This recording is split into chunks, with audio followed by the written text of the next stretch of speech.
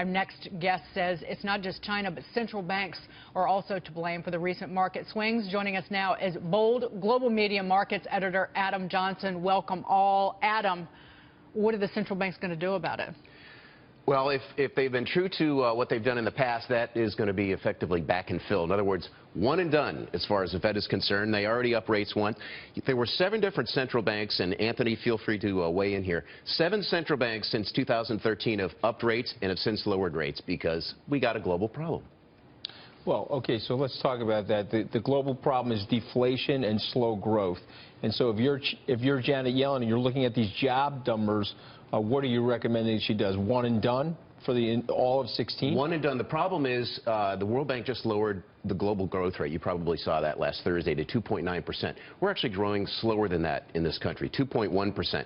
Now, you can argue that it was low rates for too long, which is exactly what we heard out of the former Dallas Fed president, Richard Fisher, last week. That's what inflated markets like China as these large institutional investors had to go in farther afield to markets to try to find returns. The problem is they overstayed their welcome, and that's a concern. So one of my issues, though, is that an economy like ours needs about 300 basis points of stimulus every 7 or so years to keep it on a rough growth trajectory.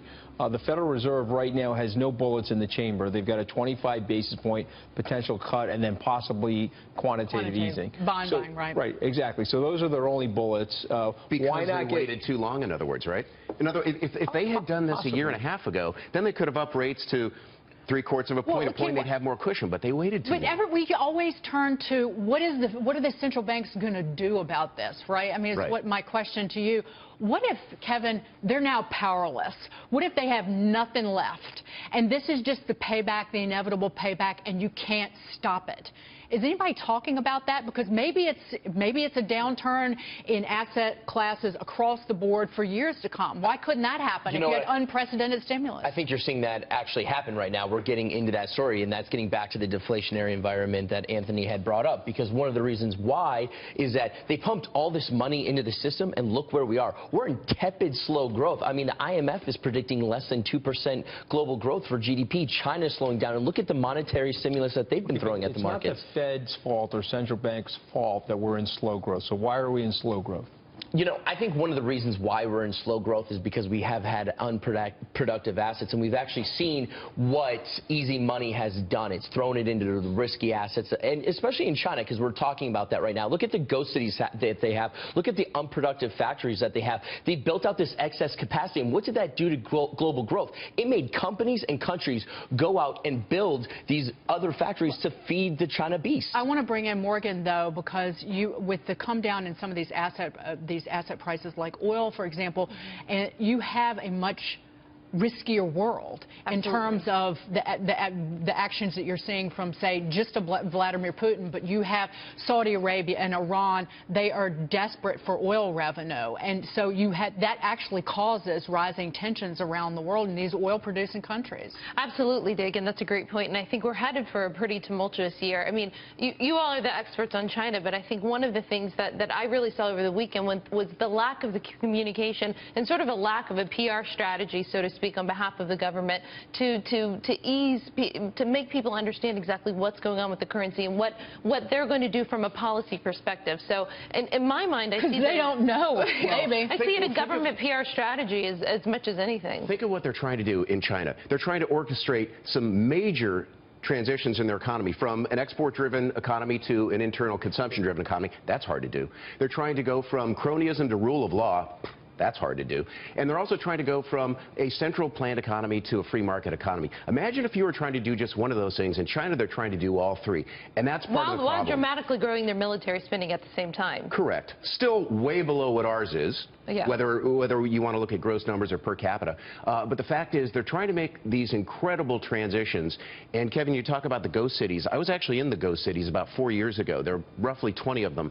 And I got to tell you guys, it's the trippiest thing you have ever seen. To be walking down an intersection where there are 5 lanes going this way, 5 lanes that way, and then 5 and 5. In other words, there are 20 lanes coming together, one blinking light, and you're the only person there. buildings that are empty. You know, they built up all these buildings because they thought that they were going to bring all these manufacturers over to China, manufacture and then send back to the U.S. It never happened, and that's the problem. But, Go ahead. But just to say, I just think there's a global macro force going on that we have to address. You've got 2.5 billion, possibly 3 billion people now wanting a Western consumption-based capitalist experience, and that is driving an excess of goods and services. Okay, Daniel Albert wrote a book called The Age of Oversupply 2 years ago. He predicted this outcome. He said that the deflation, the global deflation, will slow down growth. The only way that this is going to get disrupted is if the major governments and the major central banks step back now and let these markets find a fair market that's value. really what I'm. That's the only way that we're going to clear out these excesses. But that's really what I'm talking about. And do you believe for a second that any of these central banks will do that? Because certainly we're in a situation where, in the United States, where at least they're trying to tighten a little Well, bit. Stan Fisher is trying to do that. Right. Dr. Bernanke, on his book tour, we got a chance to interview him at Wall Street Week in the green room, says it's now time to do that.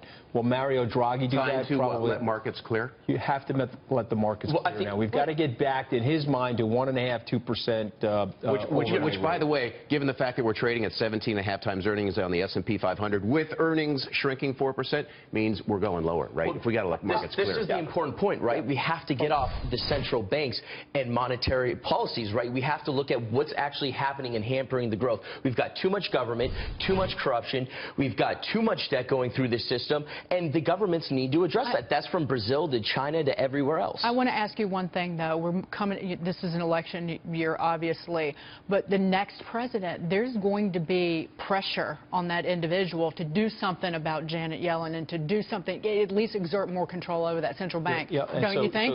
And that's dangerous. So it's going to require super good leadership, because 2 weeks before Ronald Reagan was inaugurated, there's a very famous story where he met with Paul Volcker at the Mayfair Hotel, or the Mayflower Hotel, and he said to the guy, it's okay, keep the rates where they are. We need to break the back of inflation. Volcker turned to him and said, this is probably going to cost you the midterm elections 2 years from now. Reagan said, I'm good with it. He was with James Baker at the time. He left, probably took a 3 o'clock in the afternoon nap. And he struggled for the first 2 years of his presidency, but he got the economy going back in the right direction. Morning in America. It's going to require a tremendous amount of will, grit, and leadership. Somebody's going to have to sit there and say, hey, let this thing trade to its fair market value now. There's enough jobs in the economy to sustain that. Can we support that with a tax holiday? Think about all the money that's overseas. If we give a holiday for the corporations to bring that back and also peg that to jobs, I mean, that could spur... I'm glad that Dagan has tissues. I'm going to start crying here. Because we had the opportunity to do that. Governor Romney had that plan in place.